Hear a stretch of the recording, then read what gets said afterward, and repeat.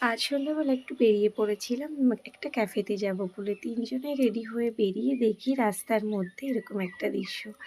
জানো তো আমি বরাবরই ভালোবাসি একটু জমজমাট ব্যাপারটা। কিষানগঞ্জে ৩ বছর আছি।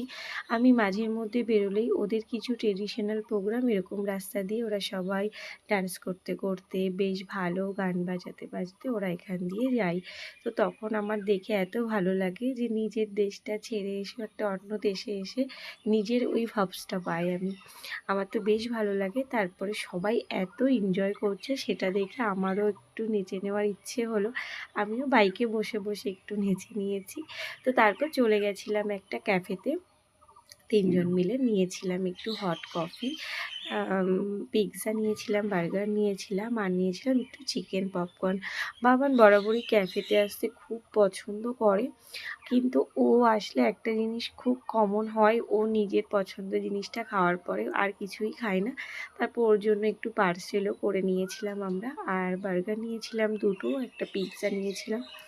আর ও একটু বরাবরই মানে নরমাল খাবার খেতেই ভালোবাসে।